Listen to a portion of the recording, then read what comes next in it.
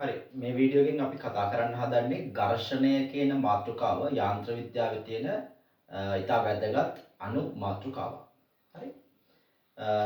සිද්ධාන්ත දරුවන්ට කිසිම මූලික දැනුමක් නැතුව මේ වීඩියෝ එකෙන් ඔයාලට ඝර්ෂණය ගැන හොඳට ඉගෙන ගන්න පුළුවන් සහ අපි ඒකට අදාළ උදාහරණ ගණන් කීපයකුත් හදලා ඝර්ෂණය වැඩි 100%ක් ඉවර කරන්න තමයි මේ වීඩියෝ එකෙන් හදන්නේ. හරි. මුලින්ම ඝර්ෂණය ගැන උගන්වන්න කලින් ඇත්තටම ඉගෙන ගන්න දෙයක් නැහැ ඒකේ. හරි.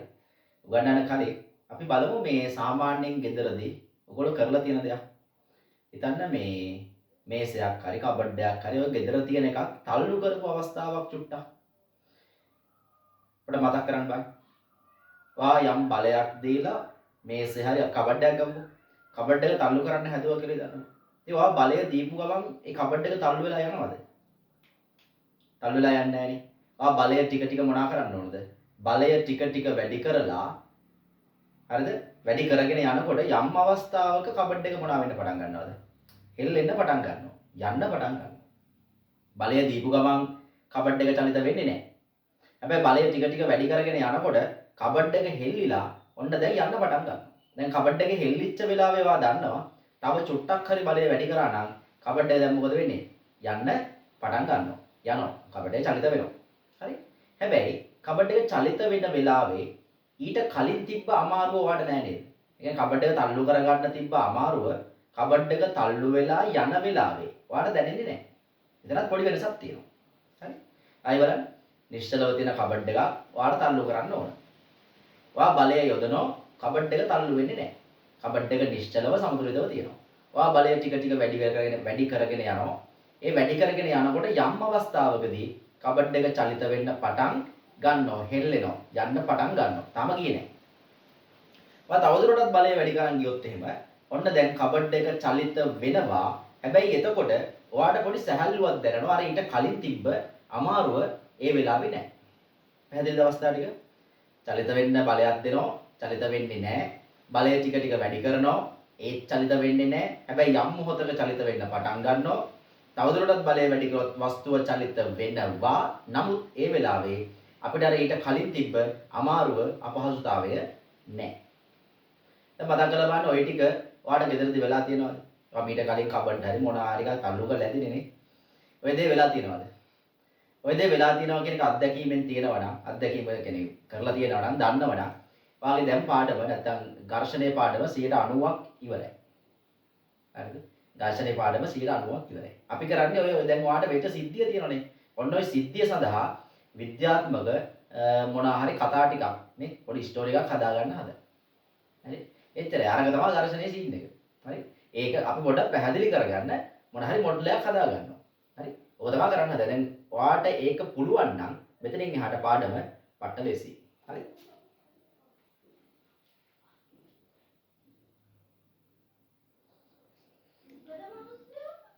හරි. කබඩ් එක වෙනුවට අපි පාවිච්චි කරමු මේ වෙලාවේ පොඩි වස්තුවක්. මෙන්න පොළව තියෙනවා. ඒ පොළව මත ඔයාගේ කබඩ් එක තියෙනවා. දැන් මම මේ පාඩම කරගෙන යනකොට කබඩ් එක වර ගන්නවා. හරි. දැන් ඔයාලට අපි කබඩ් එකක් තල්ලු කරලා අත්දැකීමක් නැත්තම් වීඩියෝ එක චුට්ටක් ඔෆ් කරා. ළඟ තියෙන කබඩ් එකක් තල්ලු කරන්න පොඩි ට්‍රයි එකක් දුන්නා. දීලා බලන්න මේ කියන කතාව ඇත්තද කියලා. ඒක කරලා ඉවරලා අවිල්ල වීඩියෝ එක බලන්න පාඩම නැතිනම්. දැන් ඔන්න ආරම්භක වෙලාවේ වා කිසිදු බලයක් දීලා නැහැ කබඩ් එක ඔන්න ඔහේ තියෙනවා පොළොවට. මොනවද තියෙන බල? කබඩ් එක මත බල තියෙනවා මොනවාද? බර තියෙනවා පල්ලෙහාට. පොළොව මගින් වස්තුව මත ඇති කරපු අභිලම්බ ප්‍රතික්‍රියාව තියෙනවා. අභිලම්බ ප්‍රතික්‍රියාව තියෙනවා. ඔච්චරයි දෙන්නේ නේ. වෙන කිසිම ප්‍රතික්‍රියාවක් වෙන කිසිම බලයක් මේ වෙලාවේ කබඩ් එක මත නැත. හරිනේ?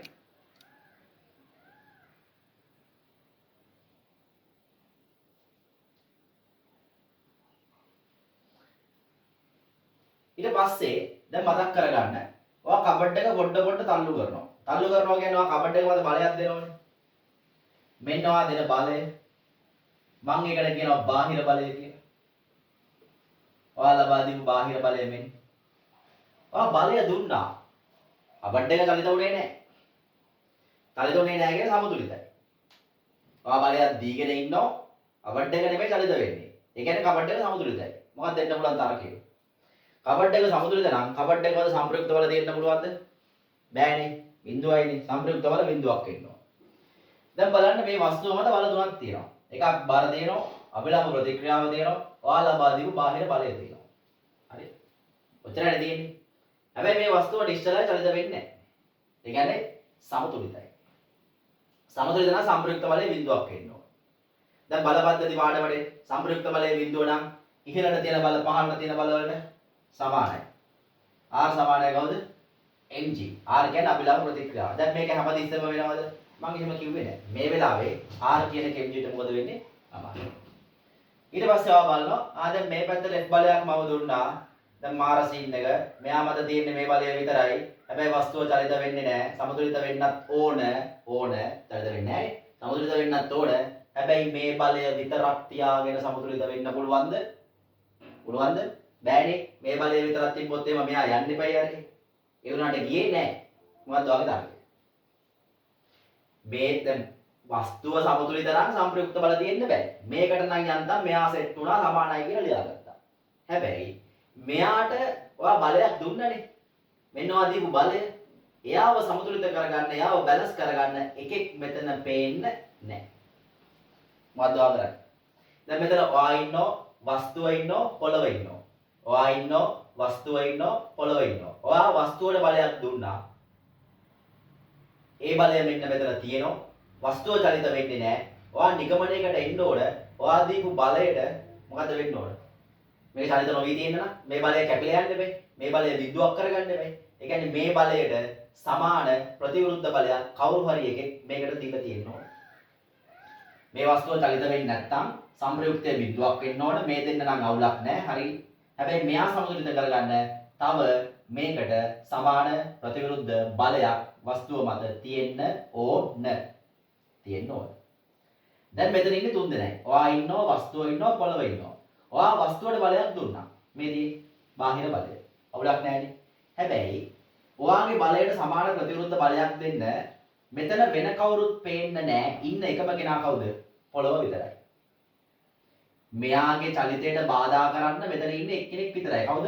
පොළව විතරයි. දැන් ඔයා නිගමනය කරනවා මෙහෙම. මම දීපු බලයට සමාන ප්‍රතිවිරුද්ධ බලය දෙන්න ඇත්තේ කවුද? පොළව විසින්. කාටද? මෙයාට. මෙයා යනවට කැමති නැතුව ඇති පොළව.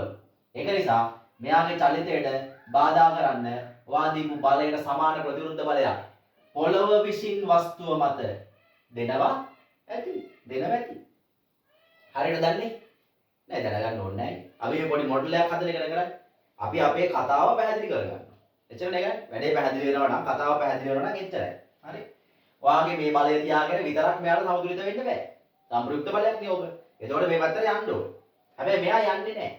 එහෙනම් ඔයා තීරණය කරනවා මේක මත ඔයා දීපු බලයට සමාන ප්‍රතිවිරුද්ධ බලයක් තියෙන්න ඕන. එහෙම බලයක් දෙන්න මෙතන වෙන කවුරුත් නැහැ. දෙන්න ඉන්නේ පොළව විතරයි. එහෙනම් පොළව විසින් මේ වස්තුව මත එහෙම බලයක් දෙනවා ඇති. එහෙනම් අපි ලියමු බලන්න. මෙයා විසින් මෙයා මත පොළව විසින් වස්තුව මත තලය මගින් වස්තුව මත බලයක් දෙන්න ඕන. කොහාටද දෙන්න ඕන? මම දීපු බලයට සමානව ප්‍රතිවිරුද්ධව. ආමෙන්. ඇයි භාගයක් කියන්නේ? පොළව මෙයාට බලය දෙනකොට මෙයා නිකන් ඉන්නවද? නෑ, එයා පොළවට බලය දෙනවා. මෙන්න ඒක. පොළව මෙයාට බලය දෙනවා. මේ පැත්තට. තනිතර ප්‍රතිවිරුද්ධ කොහොමද පැත්ත තීරුම් ගත්තේ? ඉතින් මේ බලය සමතුලිත කරගන්නනේ මෙයා හම්බෙන්නේ. මේ බලය කැපෙන්නනේ මෙයා හම්බෙන්නේ. ඔයා මේ පැත්තට බලය දෙනවා නම් ඝර්ෂණ බලය පිළිට. චලිතයට ප්‍රතිවිරුද්ධව තියෙනවා. එතන පොළව විසින් වස්තුවට චලිතයට ප්‍රතිවිරුද්ධව මේ පැත්තට මේ බලය දෙනකොට වස්තුව විසින් පොළවට ඒ අනිත් පැත්තට බලය දෙන්න ඕනේ. ඒක ක්‍රියා ප්‍රතික්‍රියා බල. මෙයා එයාට, එයා මෙයාට. ඉතින් මේකෙන් වැඩක් නෑ. අපි පොළවට ගණන් හදන්නේ නෑනේ. අපි හදන්නේ වස්තුවට. එහෙනම් වස්තුවට බලය දෙන්නේ චලිතයට ප්‍රතිවිරුද්ධව. බලයක් තියෙනවා. කවුද ඒක දුන්නේ? පොළව විසින් වස්තුවට. පොළව විසින් වස්තුවට දීපු බලය නිසා වස්තුව චලනය වෙන්නේ නැහැ. ඒ කියන්නේ ප්‍රතිරෝධී බලයක්. අන්නේ බලයට අපි නමක් දා ගන්නවා මොකද්ද? ඝර්ෂණ බලය. ඝර්ෂණ බලය. හරිද? සිද්ධිය පැහැදිලි කරගෙන ඔන්න බලයට නමක් දැම්මා ඝර්ෂණ බලය. දැන් ඝර්ෂණ බලය කියන්නේ මොකද්ද? අපි බාහිර බලයක් දීලා වස්තුව චලනය කරන්න හදනෝ. තලය විසින් ඒකට චලනය වෙන්න දෙන්නේ නැහැ. තලය විසින් වස්තුවට දෙනවා බාහිර බලයට ප්‍රතිවිරුද්ධ බලයක්. ඒකට මොකද කිව්වේ? ඝර්ෂණ බලය. ඒ ඝර්ෂණ බලය නිසා වස්තුවේ චලිතයට මොකද කරන්නේ? බාධා කරනවා. හරි. ඔන්න දැන් අපි වස්තුවට එරෙහිව බලය දෙන, වස්තුවේ චලිතයට එරෙහිව බලය දෙන කෙනා අඳුරගත්තා, බලය නම් කරගත්තා. එයාගේ නම මොකද්ද? ඝර්ෂණ බලය කියලා නමක් දාගත්තා එයාට. දැන් හැබැයි අපිට පැහැදිලි කරගන්න අවස්ථා කීපයක් තියෙනවා. එකක් තමයි මුලින් අපි බලය දුන්නව කබඩ් එක චලිත වුණේ නැහැ. පැහැදිලි කරගන්න ඕන.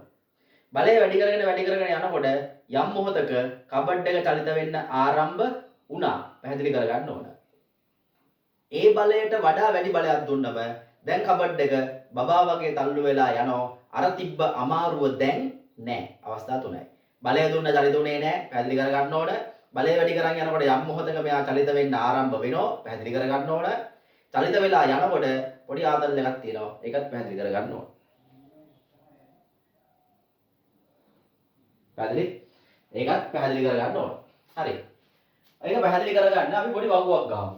වගුවක් ගහලා ඉවර වෙලා ඒකට අනුව අපි මේ කතාව පොඩ්ඩක් ඉස්සරහට හදාගමු. හරි? මෙන්න මම වගුවක් ගහලා මෙන්න මම දීපු බාහිර බලය. මෙන්න පොළොව මගින් එහාට දීපු ඝර්ෂණ බලය. අපි අර නමක් දැම්මනේ ඝර්ෂණ බලය කියලානේ. F mu මෙයා F. මෙතන ඇවිල්ලා විස්තරය. අපි විස්තරය ලියමු මොකෝ උනේ කියලා. හරිද? විස්තරය ලියමු මොකද්ද උනේ කියලා. හරි. හිතමු මෙහෙම. අපි බාහිර බලයක් දුන්නේ නැහැ. දුන්නේ නැත්නම් ඉතින් මේකට ඉතුරු වෙන්නේ R සහ mg විතරයිනේ. ඝර්ෂණ බලයක් දුන්නේ නැත්නම් ප්‍රතිරෝධී බලයක් වැඩකුත් නැහැ. එහෙම එකක් ආවේ නැහැ නේ. කබඩ් එක ඔහේ තියෙනවා. හරි කවුරුත් තල්ලු කරන්නේත් නැහැ, චලිත වෙන්නේත් නැහැ. කබඩ් එකත් ඔහේ තියෙනවා. ඝර්ෂණ බල නැහැ. නම් බාහිර බලය බිඳුව නම් ඝර්ෂණ බලය බිඳුවයි. කබඩ් එක මොකෝ වෙන්නේ? නිශ්චලයිනේ. චලිත නොවේ. නිශ්චලයි. නැත්නම් අපි චලිත නොවේ කියලානේ. චලිත නොවේ. හරි. ඊට පස්සේ මම බලය නිව්ටන් එකක් දෙනවා. අර මුල් අවස්ථාව බලය දීගෙන යනවා. කබඩ් එක නෙමෙයි චලිත වෙන්නේ. නිව්ටන් එකක් දුන්නා. බාහිර බලය නිව්ටන් එකක් දුන්නා. දැන් තරගයක් දාමු. බාහිර බලය නිව්ටන් එකක් දුන්නා. කබඩ් එක චලිත වුණේ නැහැ. නැත්තම් මොකෝ වෙන්න ඕන? නැත්තම් සමතුලිත වෙන්න බෑ. සමතුලිත නම් මේ බලයද මේ බලය මොකක් වෙන්න ඕනද? සමාන වෙන්න ඕන. මේ අපි දීපු නිව්ටන් එකේ බලය මෙයා විසින් කපන්න ඕන. නිව්ටන් එකට මෙයක් දෙනවා නිව්ටන් එකක්. මම නිව්ටන් එකක් දෙනවා, මෙයාත් නිව්ටන් එකක් දෙනවා. මෙයා මත සංප්‍රයුක්ත බලය බිඳුවයි. චලිත නොවේ. එහෙනම් අපි තර්කයක් කියනවා. මේ වෙලාවේ ඝර්ෂණ බලය නිව්ටන් එකට මොනවා වෙන්න ඕනද? සමාන වෙන්න ඕන. අපි තමයි ඒක හිතන්නේ.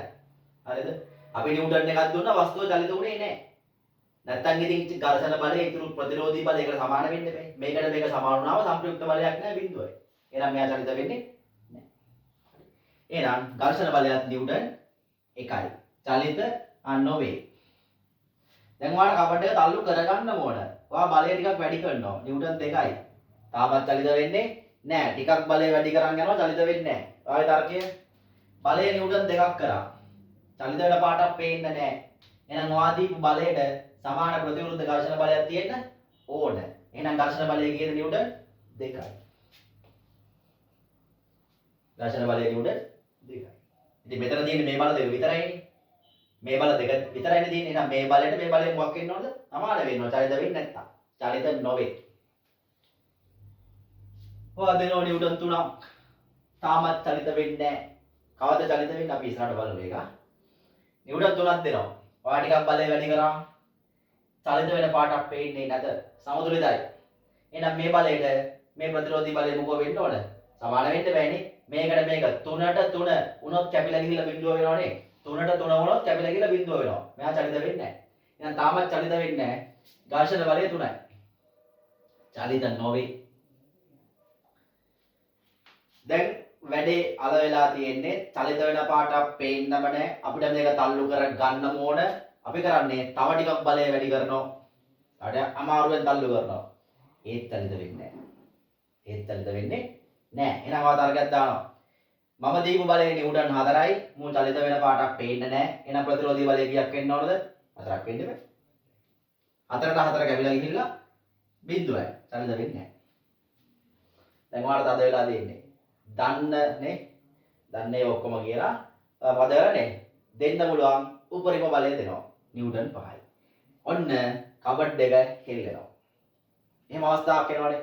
බලය වැඩි කරගෙන යනකොට කබඩ් එක හෙල්ලිලා යන්න හදන වගේ ලයින් එකක් එනවා. හැබැයි තාම යන්නේ නැහැ. නිව්ටන් 5යි. කබඩ් එක හෙල්ලිලා පොඩි ආතල්ලයක් එනවනේ. යන්න හදනවා ගියේ නෑ තාම. යන්න හදනවා ගියේ නෑ. ඒ කියන්නේ සමතුලිතයි 5ට 5යි. සමතුලිතයි 5ට 5යි. තාම චලිත වෙන්නේ නෑ. චලිත උනේ නැත. හැබැයි ඔයාලට තේරෙනවා දැන් මේක යන්න හදන්නේ.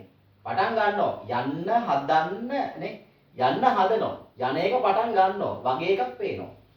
එහෙනම් චලිතය ආරම්භ වෙනවා.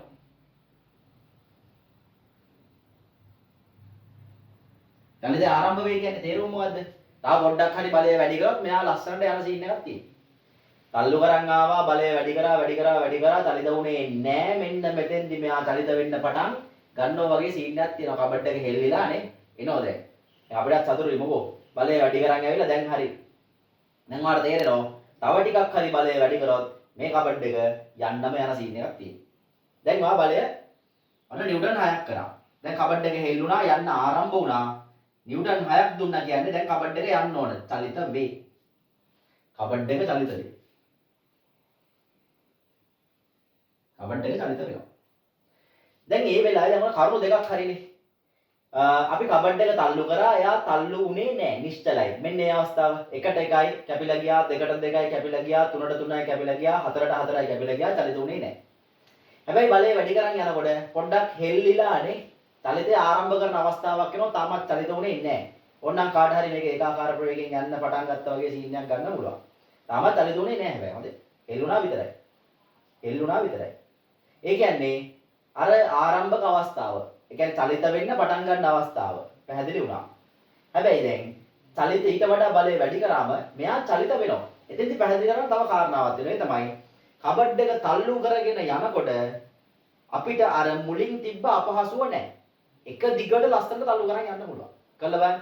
මුලින් තල්ලු කරන්න අමාරු වුණාට තල්ලු කරගෙන යන්න ඇති අමාරුවක් නැහැ. ඒක ලේසි. ඒක ලේසි කියන එකේ තේරුම. ඒක ලේසි කියන එකේ තේරුම තමයි මුලින් තිබ්බ ප්‍රතිරෝධී බලයට වඩා දැන් ප්‍රතිරෝධී බලය මොනවා වෙන්න ඕනද? අඩු වෙන්න බෑ.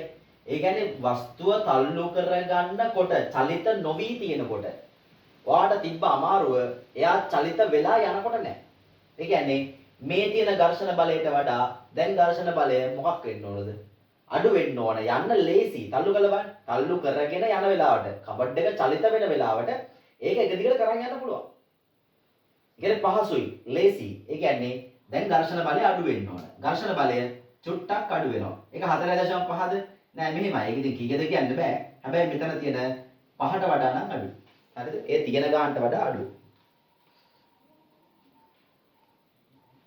ඒ තියෙන ගානට වඩා අඩුයි. අන්න දැන් අර අපිට දැනෙච්ච පහසුව පොඩි ආතල්ලයක් එන්නේ. තල්ලු කරන් යන්න ලේසි. කරගන්න තමයි අමාරු. කරගත්තට පස්සේ ලේසි. ආන් ඒ අවස්ථාව අපි පොඩ්ඩක් පැහැදිලි කරගත්තා. වැඩේ තල්ලු කරන් යන්න ලේසි. ලේසි නම් ඉතින් ප්‍රතිරෝධී බලය අඩු වෙන්න ඕන. ඔන්න චුට්ටක් අඩු කරලා දාගත්තා. ඊට පස්සේ මෙයා 7ක් කරා. ලේසි චලිත වෙනවා. 8ක් කරා. ලේසි චලිත වෙනවා. දැන් ඔයාලට ප්‍රශ්නයක් තියෙනවා. 7 වෙනකොට 8 වෙනකොට 9 වෙනකොට වස්තුව චලිත වෙලා යනවා ෂෝක් එකට. ඝර්ෂණ බලයට මොකද වෙන්නේ? ඝර්ෂණ බලය කියනවා මම වෙනස් වෙන්නේ නැහැ. මම තිබ්බ ගානව තියෙනවා. වා ඕන එකක් කරගන්න. ඒ කියන්නේ වස්තුව චලිත වෙලා යන වෙලාවට ඝර්ෂණ බලය වෙනස් වෙන්නේ නැත. වෙනස් වෙන්නේ නැහැ. එතන මේ චලිතයේ ඒකාකාර ප්‍රවේගය වෙන්න පුළුවන්. ඒකාකාර ප්‍රවේගය වෙන්න පුළුවන්. ඒකාකාර ප්‍රවේගය වෙන්න පුළුවන්. ත්වරණය වෙන්න පුළුවන්, මන්දනය වෙන්න පුළුවන් ඕනම චලිත ආකාරයක්. චලිත වෙලා යනවා. අවුලක් නැහැ. ඒ ඕනම වෙලාවක වස්තුව චලිත වෙනවා මොනවා හරි ක්‍රමයකට ඝර්ෂණ බලය නියතයි. හැබැයි ඒක අර මෙතන අවස්ථාවට වඩා අඩුයි. හරිද? අවස්ථාවට වඩා අඩුයි. ඉතින් ඔන්න මේ සිද්ධිය අපි අපේ ක්‍රමයට පැහැදිලි කරගත්තා. බල පද්ධති පාඩම පාවිච්චි කරලා සමතුලිතතාව පාවිච්චි කරලා අපි වැඩේ පැහැදිලි කරගත්තා. බලන්න දැන් හරිද කියලා. දැන් අපේ නිරීක්ෂණ පැහැදිලි වෙනවද කියලා බලන්න. මොකද්ද අපේ නිරීක්ෂණේ? අපි මුලින් තල්ලු කරා, අපිට ඒක තල්ලු වුණේ නැහැ. තල්ලු කරා තල්ලුන්නේ නැහැ. ඒ කියන්නේ සමතුලිතයි. අපි දුන්න බලේ නිව්ටන් එක නම් එයත් නිව්ටන් එකක් දෙනවා ඇති. දෙන්න කවුරුත් හිටියේ නැහැ. ඒක නිසා අපි හිතුවා මේ බලය දෙන්නේ පොළොව විසින්. පොළොව විසින් මෙයාට දෙනවා. වෙන කවුරුත් නැහැ. එහෙනම් පොළොව විසින් තමයි මේ ප්‍රතිරෝධී බලය ඇති කරන්නේ. චලිතයට ප්‍රතිවිරුද්ධව අපි දීපු බලයට කැපිලා යන්නයි මේ බලය දෙන්නේ. ඒ නිසා චලිතයට විරුද්ධව පොළොව විසින් වස්තුව මත ලබා දෙන බලයට අපි කිව්වා මෙන්න මේ ප්‍රතිරෝධී බලය මේ මගුල නිසා තමයි මේක යන්නේ නැත්තේ. නමක් දාගත්තා මොකද්ද? ඝර්ෂණ බලය. දැන් චලිත වෙන්නේ නැත්තම් අපි දෙන බලයට ඝර්ෂණ බලය සමාන වෙන්න ඕනේ. එතකොට හරිනේ. මේකට මේක කැපිලා ගියාමනේ චලිත වෙන්නේ නැත්තේ. සම්ප්‍රයුක්ත බලය බිඳුව වෙන්නේ. 1ට 1 2ට 2 3ට 3 4ට 4. වස්තුව චලිත නොවේ.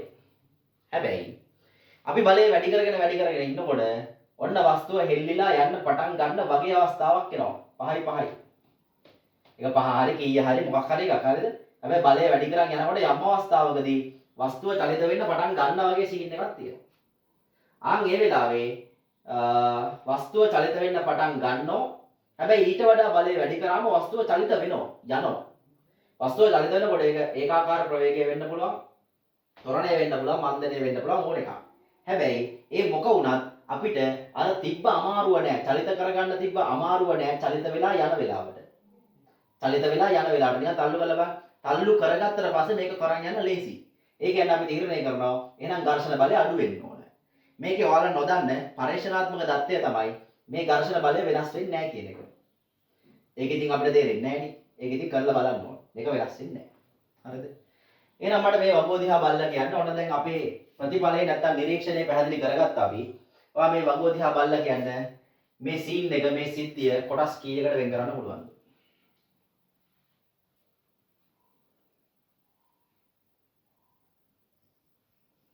කොටස් කීයකට වෙන් කරන්න පුළුවන්ද? මේ වගුව දිහා බලලා කියන්නේ මේ සිද්ධිය කොටස් කීයකට වෙන් කරන්න පුළුවන්ද? කොටස් තුනකට වෙන් කරන්න පුළුවන්. එකක් තමයි වස්තුව චලිත නොවූ අවස්ථාව. මෙන්න මෙතෙන් යනකම් වස්තුව චලිත උනේ නැහැ. වස්තුව චලිත උනේ නැහැ. මේ ඝර්ෂණ බලය එක ආකාරයක්. මොකද්ද? මෙතන ඉඳන් මෙතෙන්ට වස්තුව චලිත උනේ නැහැ. බලන්න ඝර්ෂණ බලයේ මොකද්ද තියෙන ලක්ෂණ? වස්තුව චලිත වෙන්නේ නැහැ.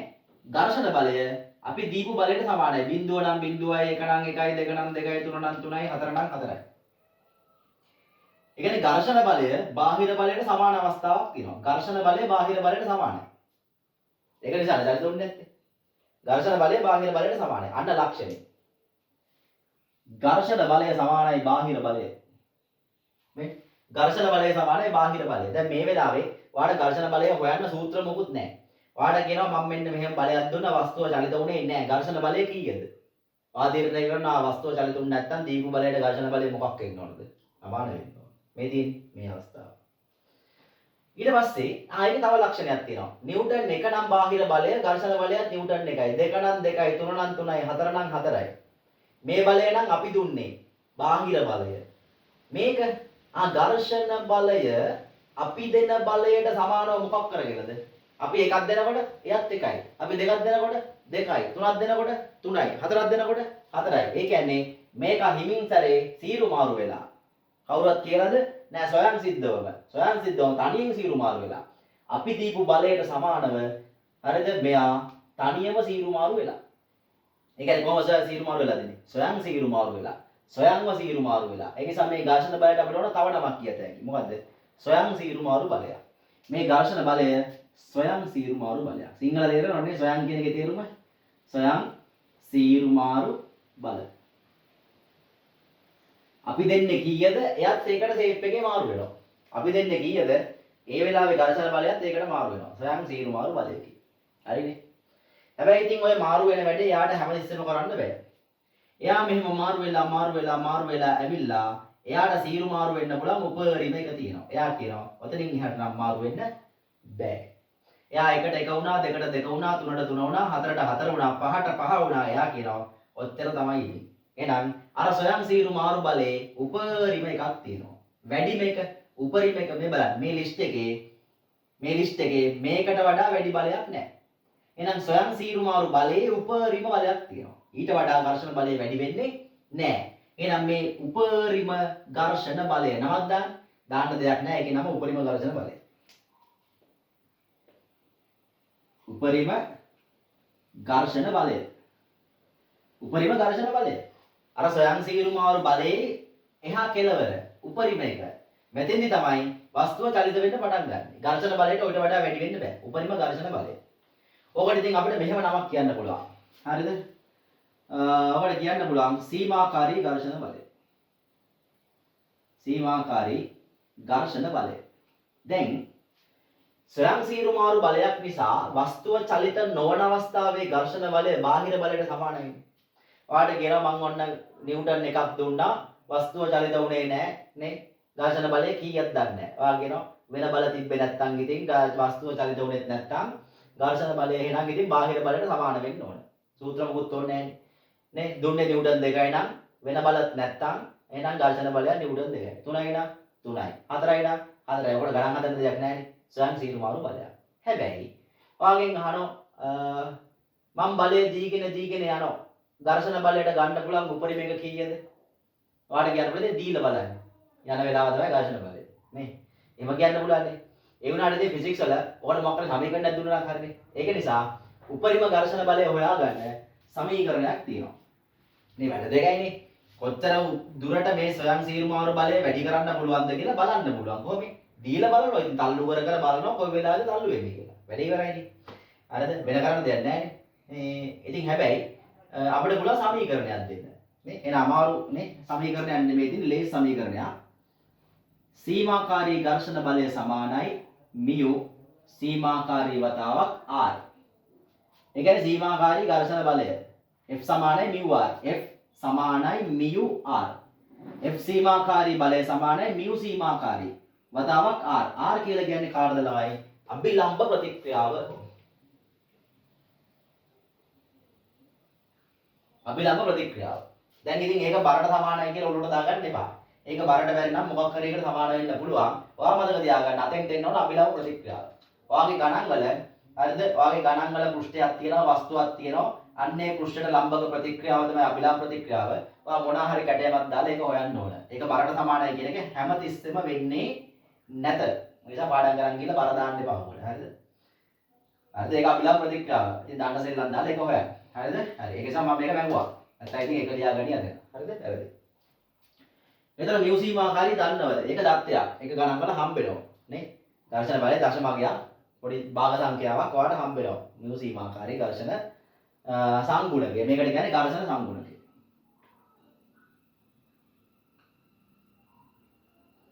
ඝර්ෂණ සංගුණකය ඒකක නැහැ. ඇයි මේ පැත්තෙත් බලය මේ පැත්තෙත් බලය බලයට බලය කපලා ගිහිල්ලා මෙයාට ඒකකයක් ඉතුරු වෙන්නේ නැහැ. ඝර්ෂණ සංගුණකය. ඒතර සීමාකාරී අවස්ථාවේ සීමාකාරී ඝර්ෂණ සංගුණකය. තව එකක් තියෙනවා. හරි. ඒක එච්චරයි. ඊට පස්සේ ඔන්න දැන් සීමාකාරී අවස්ථාවෙන් පස්සේ ඝර්ෂණ බලයට වැඩි වෙන්න විදිහක් නැහැ. හැබැයි අපි බලය වැඩි කරනකොට හරිද දැන් එහෙනම් චලිත වෙන්න පටන් ගන්න ඕන. දැන් මෙන්න මෙයා යනවා.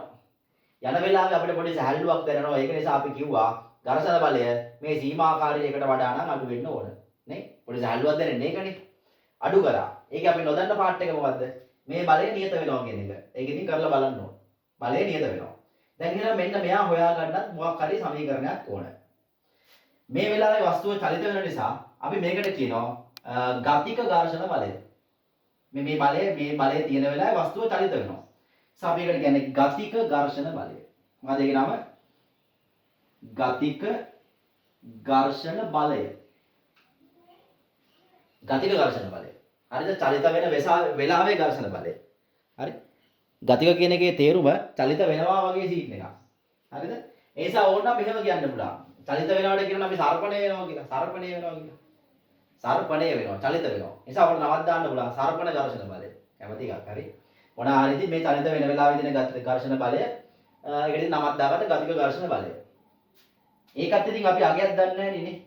අගයක් හොයාගන්න ප්‍රැක්ටිකල් එකක් කරන්න පුළුවන්, පරීක්ෂණයක් කරන්න පුළුවන්. එහෙම නැත්නම් ඉතින් සමීකරණයක් තිබ්බනම් හොඳයිනේ. උඩින් අපි ගත්තනේ සමීකරණය බලාගෙන ලියනවා මේ වගේ. ගතික ඝර්ෂණ බලය F ගතික සමානයි mu ගතික වතාවක් r. ඒ නිසා පොදුවේ අපි කියන්නේ ඝර්ෂණ බලයේ සමීකරණය F සමානයි mu r. සීමාකාරී අවස්ථාවේ F සීමා සමානයි mu සීමා r. ගතික අවස්ථාවේ F ගතික සමානයි mu ගතික r. ගතිකක් දෙනවද? mu ගතිකක් දෙනවා. හරිද? mu ගතිකක් දෙන්න ඕන. පැහැදිලිද කතාව?